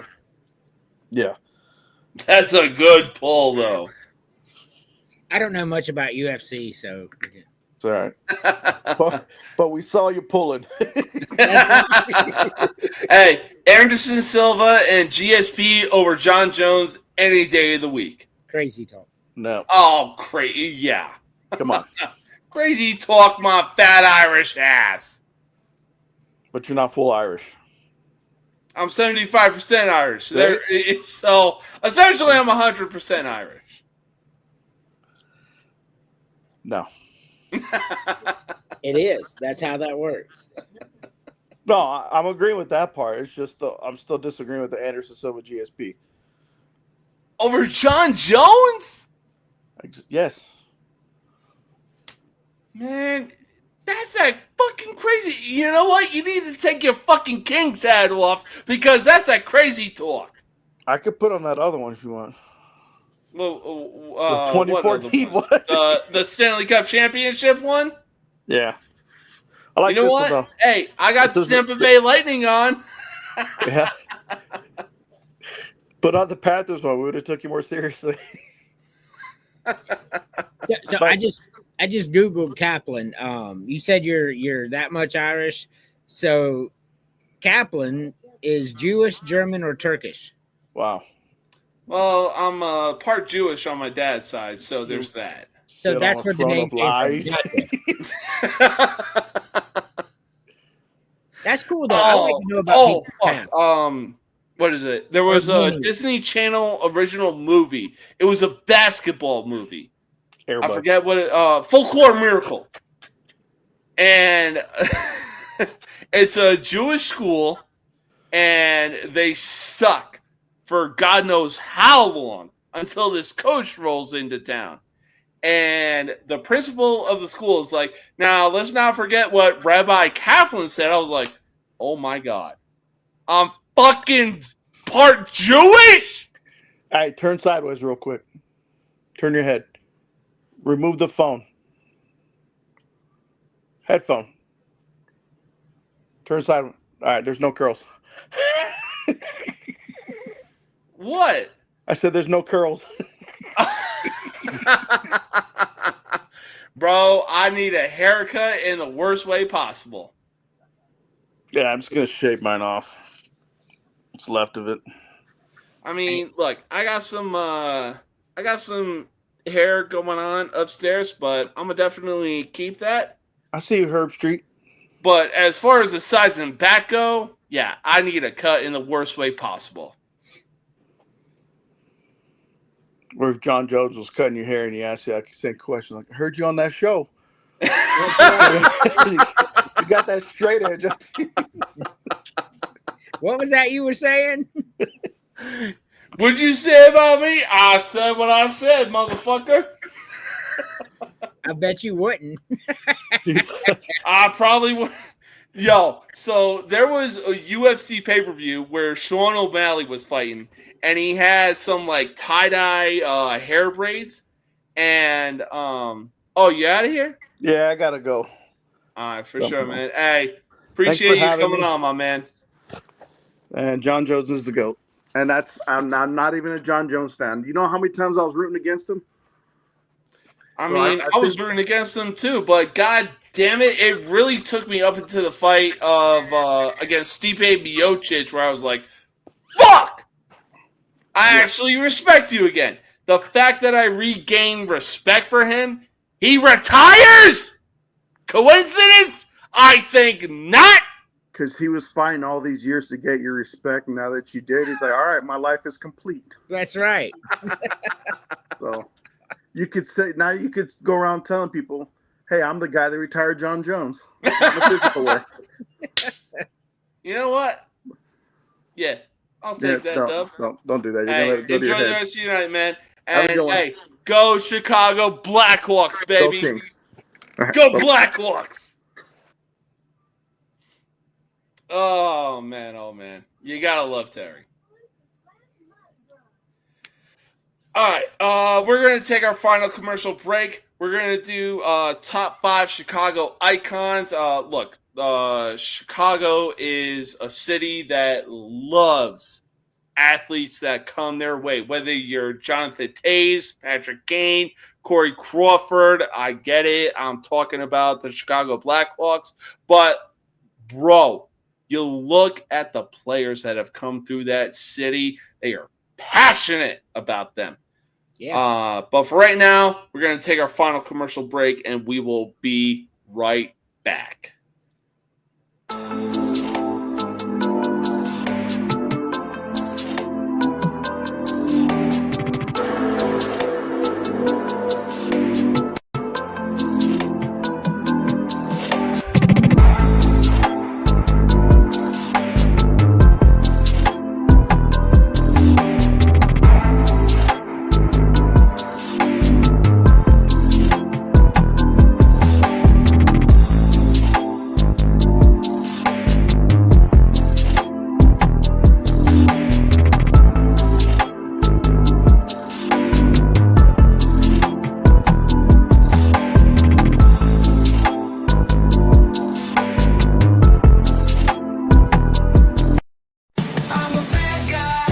the one you love to hate.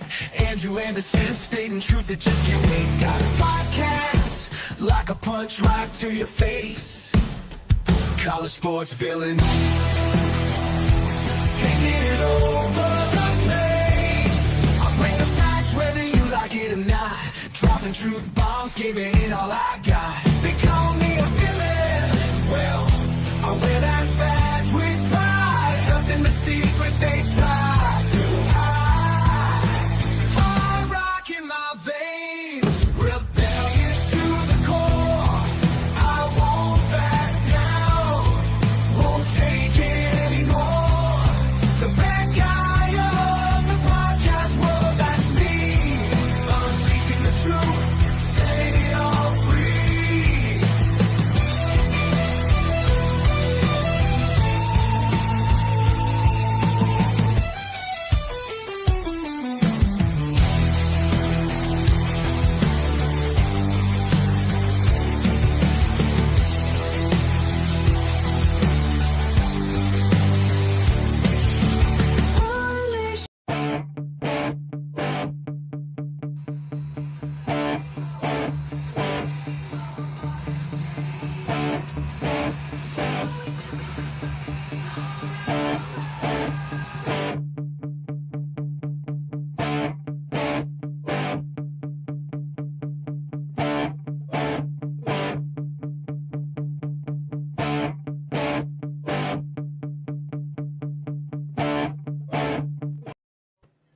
All right. Welcome back. Now, before we get into some MLB predictions for this weekend, look, this is my last show before I permanently move back to Chicago. Now, Chicago is a place that is passionate about their city. Chicago loves the athletes that come through their city. And even they love the people that are homegrown in the state of, in the city of Chicago. So, before we get into some MLB predictions, we are going to do a top 5 list of the top 5 Chicago icons that have ran through the city. Starting at number 5, Andrew, who you got? At number 5, give me Hillary Clinton. There really isn't a more powerful woman in the entire world. She holds. Look, you wouldn't cross Hillary Clinton. Let's put it that way. She was the first lady. She was a senator. She was Secretary of State. If that's not worth mentioning, she was born in Chicago. Then who is? Well, you know what? I put my list out in the chat this morning, and you really made me do some thinking. I'm not going to deny that. So number 5, I'm going to have to go with the most underrated chopper when it comes to the rap game of all time. Number 5, I'm going Twista. Look, I love me some Twista. Overnight Celebrity was one of my favorite songs ever. Bro, you listen to Get Me, Hustler. Oh my God. The dude has so many hits. It's unreal. Yeah, for sure. I love the few songs that I've heard of him over the years. Like I said, Overnight Celebrity, obvious, one of the big ones. Absolutely hilarious. Made me laugh. So, I like Twista too. All right. Number 4, who you got? Number 4, I got Robin Williams. Born in Chicago. This guy made more people smile and laugh than maybe anybody in the history of the world ever. Like, that's a very distinct possibility because I know he made me laugh a bunch of times. So number 4, give me Robin Williams. Man, wow. Yeah, wow. I got to give it to you with Robin Williams because, man, look, I've watched Aladdin God knows how many times, and the literal fact that 95% of what he said in that movie was unscripted is unreal. Yeah, he was a genius. I love Robin Williams. I really did. Oh yeah, I mean, bro, like his movies could go on, and it's not even close. But number 4 for me, this is definitely recent biasy with what I'm about to say. Now, when a pope gets elected, there's a lot of things that go into it. But the fact that we got a pope from Chicago, Chicago, stand up, baby. Number 4, I'm going with the newly elected pope. No crazy talk. There's not a lot of cities in the world outside of Rome that can say they have a pope from there, because most of them were from Rome. It was a requirement for 1,000 years or something. So yeah, no crazy talk. The Pope, me being Catholic myself, big fan of the Pope. The craziest thing is he's from the South Side. Yeah, for sure. I'm just like, yo, dude. But who is your number 3? At number 3, I got Al Capone. Now, we know that he wasn't the greatest guy ever, but when you think about Chicago and you think about the history of Chicago and why Chicago got as rich and famous as Chicago did, well, it doesn't happen without Al Capone. He single-handedly built this city in his gangster-ridden image and blew it up with underground alcohol and gambling, and it made Chicago the city to be. So number 3 for me on the greatest Chicagoans ever, Al Capone. Man, you ain't lying when you say that. I mean, look, if we were to do a top 10, he's easily in there, and it's not even close. But number 3 for me, arguably the greatest of all time on the mic, arguably the greatest wrestler of all time, and we could debate this. But number 3, I'm going to have to go with CM Punk. I mean, I'm not going to debate you on the fact that he's the greatest wrestler of all time, because he is not. But he is certainly a famous Chicagoan. Yeah. Oh, yeah. I mean, I've seen videos of him with him and his wife taking Jey Uso to a Chicago Blackhawks game. And Jey Uso was like, yo, I'm a Blackhawks fan. And it's like, how could you not be? Oh, yeah, for sure. Bro, I've seen Chicago Blackhawk games on television, and oh my God, I want to live that kind of experience. Yeah, for sure. All right, but who you got at number 2? Number 2, he was in several trilogies that ended up being more than trilogies. He starred in several movies like Clear and Present Danger. Like, I got to tell you, Harrison Ford is probably one of my most favorite actors that ever lived. He's top 3 for me of all time. I loved him in Indiana Jones. I loved him in Star Wars. I loved him in Clear and Present Danger. And the list goes on and on and on for great movies that Harrison Ford has done. The Patriot. He's from Chicago? Yeah, he's from Chicago. So number 2 on my list, Harrison Ford, one of my top 3 favorite actors of all time. That is a good one. Oh my God. Wow. I never would have guessed. Yep. But number 2 for me, hey, look, the streets of Chicago are deadly ones, and it's not even close. But every so now and again, you see a rose rise up from the streets of Chicago. Number 2, I'm going with the homegrown that had his number retired up until his son wears the number.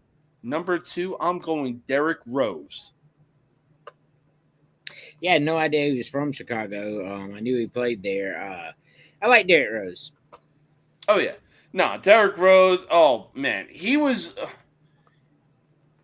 should have won a ring. But he didn't. He should have won a ring, but the fucking front office literally killed his career. A terrible injury. Mm-hmm. Like, I will forever go down dying on this hill. Dad, how good was prime Derrick Rose? Well, you know what? LeBron James really needed to switch teams in order to beat him. Yep, for sure. That's how good Derrick Rose was. He was really good. No crazy talk out of me. Oh yeah. But who is your number one for top 5 Chicago icons? Number one for me, when I think of the word Chicago, the place Chicago, and I think of who immediately comes to my mind, it's Michael Jordan, bro. I mean, like he is the biggest sports superstar that ever lived. And that includes every sport. He's a bigger superstar than Babe Ruth was, Wayne Gretzky, all that. He transcends all of that. So when I think Chicago, I think MJ. You know what? You absolutely right, because that is exactly who I had at number one. I mean, look, the dude put the Chicago Bulls on the goddamn map. The dude won a three-peat, retired, came back, and then won another three-peat. Yeah. After taking 2 years off to play baseball. Yeah. I mean, bro, when you think of Chicago, you really think of Michael Jordan, and it's not even close. For sure. You'll get no crazy talk out of me. Yeah, no, I mean, hell, you get no crazy talk out of me either. Why? Because Michael Jordan is easily the greatest of all time to have ever graced a basketball court, and it's not even close. The closest we got was Kobe Bryant, and that was it. Yep, for sure. 100% agree. I love Kobe. Oh, yeah. And I'll say this. You know it became personal when MJ was like, hey, Kobe, you can wear the shoes, but you can't fill them. Right. Kobe went on a 2-week mute mission. He didn't talk to anybody up until the Lakers played the Bulls again. Well, and, I mean, MJ was right, though. I mean, nobody's ever going to be MJ, but Kobe was the closest. Yeah, absolutely. But let's get into some MLB predictions. So first up, we got the Oakland A's going into the Bronx to take on the New York Yankees. Yeah, Oakland is in last place for a reason. So give me the Yankees. Yeah, I'll take the Yankees as well. I mean, I saw it on social media that the A's front office broke ground in Las Vegas. Good for them. But, yeah, I'm taking the Yankees. Next game up, we got the Tampa Bay Rays going into Baltimore to take on the Orioles. Well, although the Baltimore is beating their ass currently 16-4, I think the whole series over. Tampa Bay is only one game back from the Yankees right now. That's crazy. Give me Tampa Bay. Yeah, I'll take Tampa Bay as well. The fact that Tampa Bay is even that close with the Yankees is unreal. Yep. Yeah, so I'll take the Tampa Bay Rays. Next game up, we got a battle of the AFC West as the Seattle Mariners take on the Texas Rangers. The Rangers are very streaky, and the Rangers are very good at home. Who's at home in that game? The Rangers. Man, it's on FS1. Give me the Rangers to win the series. All right, fair enough. I was going to say, I'll probably take the Mariners, mostly because of Cal Raleigh, but you know what? The Rangers are somewhat finding their footing. So it wouldn't be surprising if they took the series. Yep. All right, next game up, we got the Dodgers going into Kansas City to take on the Royals. Kansas City, very disappointing. I know they don't have a great roster. They're not beating the Dodgers. Oh, yeah. I mean, you look at how star-studded the Dodgers are, And, man, I mean, you really look at the Royals, considering that they have arguably the best shortstop in the game. They have Vinny Pasquantino, one of the best first basemen in the game. And, what's his name? Castagnoli from Florida. So, I mean, they got a good core. There's no doubt about that. But, yeah, they still got some growing up to do. So, I'll take the Dodgers. Yep. All right, next game up, we got the Miami Marlins going into Arizona to take on the Diamondbacks. The Diamondbacks are another one of those teams that are just streaky. Like, they'll lose 8 in a row and then they'll win 9 in a row. So inconsistent. But the Marlins are trash. So give me the Diamondbacks. Yeah, I'll take the Diamondbacks as well. I mean, like you said, yeah.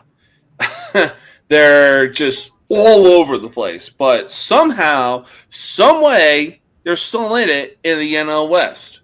Yep. I don't know how, but somehow they are.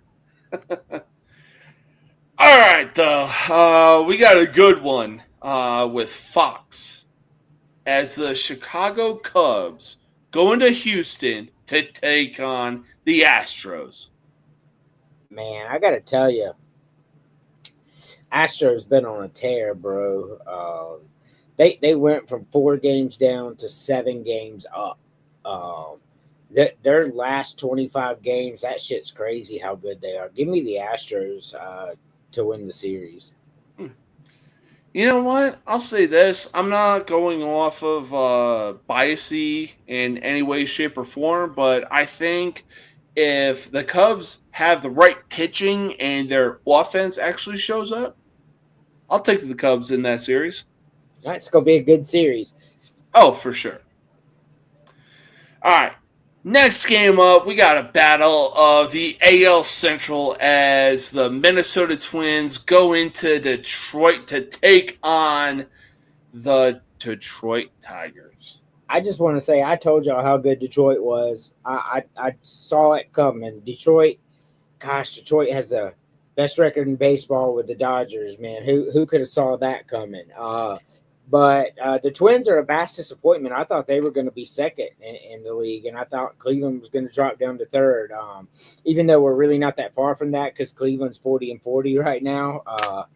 But yeah, for sure, give me the Tigers. Tigers are fucking great, man. Yeah, no, I'll for sure take the Tigers as well. I mean, wow. Look, I know they had good young talent, but wow.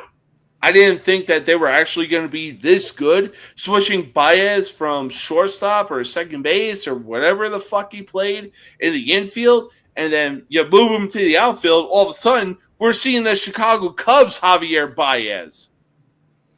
Yeah, I mean, Detroit's good, bro. They're good. Oh, yeah. No, they got a lot of good talent, and AJ Hinch may literally win manager of the year or coach of the year or whatever the fuck MLB has for coach of the year. Yeah, I agree. He should. Oh, yeah. But, yeah, like you said, I'm taking the Tigers as well. Next game up, we got the New York Mets going into PNC Park to take on the Pittsburgh Pirates. Arguably one of the greatest baseball stadiums of all time. Yeah, the Pirates are bad though, man. Mm-hmm. Skeens is out there with a 1.28 ERA over 10 games, and he's 1-7 in those games. They're pathetic, bro. I'm not picking the Pirates to win anything.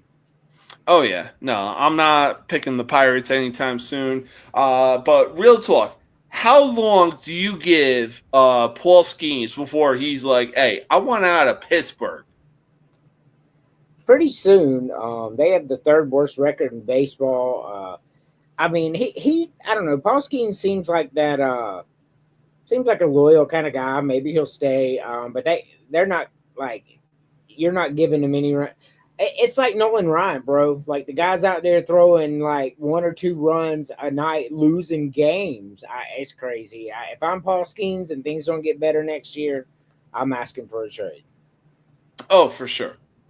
I couldn't agree more. All right. But next up, the San Diego Padres go into Cincinnati to take on the Reds.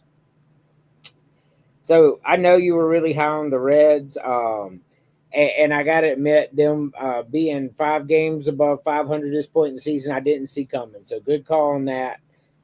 But San Diego is much better than the Reds, bro.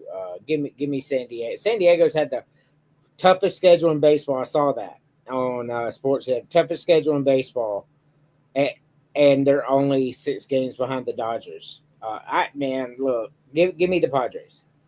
I'll take the Padres as well. I mean, look, the only reason that the Reds are actually doing good, the way that they're doing, is because of Ellie De La Cruz. That is literally it. Yeah, for sure. But yeah,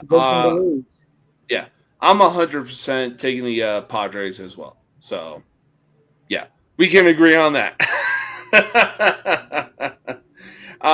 Next up, we got the St. Louis Cardinals, who the Chicago Cubs actually just beat, and they are within shouting distance of the Cubs. We got the St. Louis Cardinals going into Cleveland to take on the fucking Indians. So St. Louis is only 4 games out in the division, and I think they're in the wild card if it were to end today. Yeah. So, man, I just Cleveland's too inconsistent for me, and St. Louis has been on a big tear. They've won 7 out of their last 10 games. Give me the Cardinals. Yeah, I'll take the Cardinals as well. It's definitely a safe bet, especially with the young talent that they got going on. Yeah. Next up, we got a battle of the AL East as the Blue Jays go into Fenway to take on the Boston Red Sox. So Boston, very disappointing. Got lots of talent, and they're 8 games out, almost in last place. Well, not almost in last place. Baltimore's way down there, but yeah. Toronto is deceptively good. Where's the game being played? Fenway.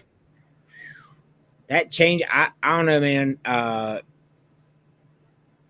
I gotta believe the Red Sox can win a series at home. You know what? I think they will as well, but my gut is telling me the Toronto Blue Jays. I mean, it could be, but I don't know. I think they can win it at home. Astros are beating the hell out of the Cubs. Damn. Oh my God. But yeah, we shall see what happens with the Blue Jays and the Red Sox. I mean, it's a literal damned if you do, damned if you don't kind of thing, or kind of pick. Wow, the Blue Jays beat the hell out of the Red Sox today. So it's not looking good for my prediction on that. I mean, hey, that's why we have series. Pirates beat the hell out of the Mets. Reds beat the hell out of the Padres. Twins beat the hell out of the Tigers. Like, I don't know what's going on, man. Cardinals did beat the Guardians. We're right on that one. Hey, maybe they figured it was opposite day. Maybe. I mean, the Orioles are up 22-8. The Braves are losing 11-0. Anyway, continue on. 22-8 is crazy. Yeah. Holy fuck. Oh my God. Beating that Well, ass. You know what? That's a new topic for next episode. Anyways, We got the Colorado Rockies going into Milwaukee to take on the Brewers. Rockies on the road for a team that's, 10 games over 500 right now? That doesn't spell very much success for the Rockies to me. Give me the Brewers. Yeah, no, I'll easily take the Brewers. I mean, look, Rockies, y'all can do whatever you want. I mean, hey, enjoy the fact that you actually swept the Miami fucking Marlins of all teams, but you're not sweeping the Brewers anytime soon. I don't even think they'll win a game. Facts. All right. Next game up, we got the San Francisco Giants. I really hope that dumbass fan isn't fucking there as they take on the Chicago White Sox. Man, the White Sox are just not good, bro. Giants are. Give me the Giants. Yeah, I'll take the Giants as well. I mean, the White Sox are easily top 5 team as far as worst records in the league go. Yeah.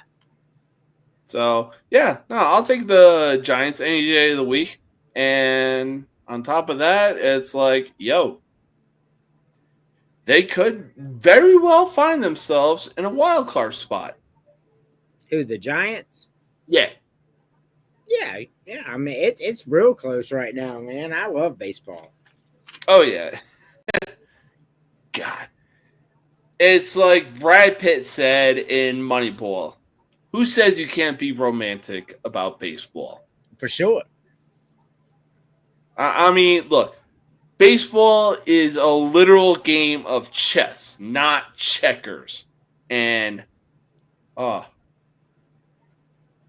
look, I get it. Hockey is good. So's the NBA. Or, you know what? NBA is a fucking joke. So is NFL, college football. But, man, you look at MLB. It's so good. It is. All right. Next game up, though, we got a battle of the NL East as the Philadelphia Phillies go into Atlanta to take on the Braves. Phillies are currently up 11-0 in the third inning, and I see nothing in the series that makes me believe it's going to go any other way. I just give me the Phillies. You know what? To quote, what's his name? Oh my God. Not Kirk Herbstreit. Lee Corso? Lee Corso. To quote Lee Corso, not so fast, my friend. They're in Atlanta. Atlanta is a pretty ruthless environment, if I've ever seen one, especially during playoff season. SS and Spencer Strider are pitching the next 2 games, but SS has been terrible, and Spencer Strider just came back from Tommy John, his 3rd one. Give me the Phillies. Well, hey, you know what? You got Ronald Acuna Jr. Aside from Spencer Strider, he's got oh my God, he's got a long ass name on the back of his jersey. He's another version of Spencer Strider. Yeah, he's pitching tomorrow. SS. Okay, bet. You know what? I'm going against you, and I'm taking the goddamn Braves. Well, you're down 0-1 after game 1, so we'll see how that works out for you.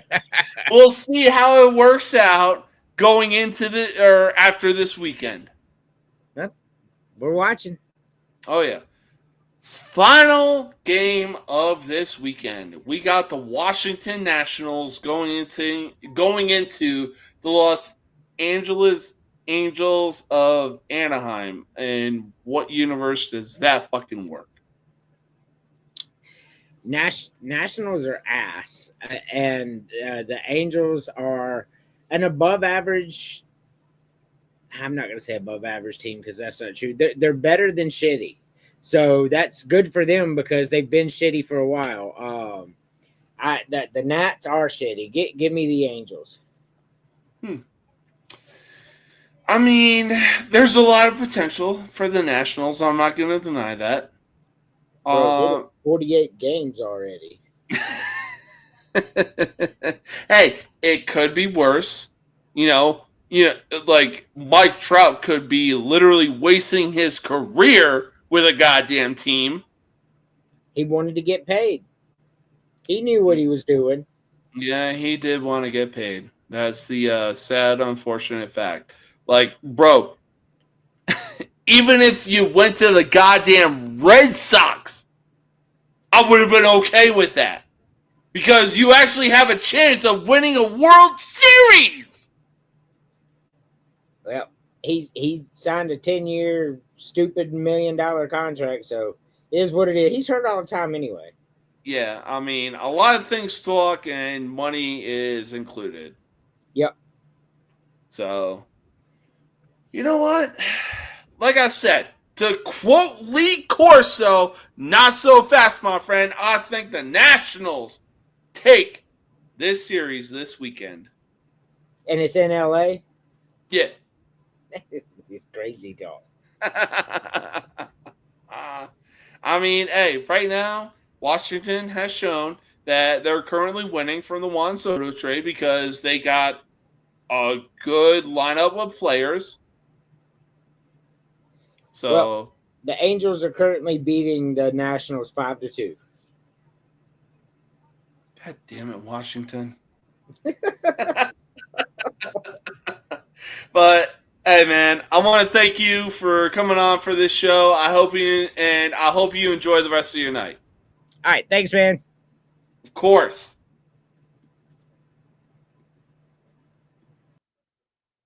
All right.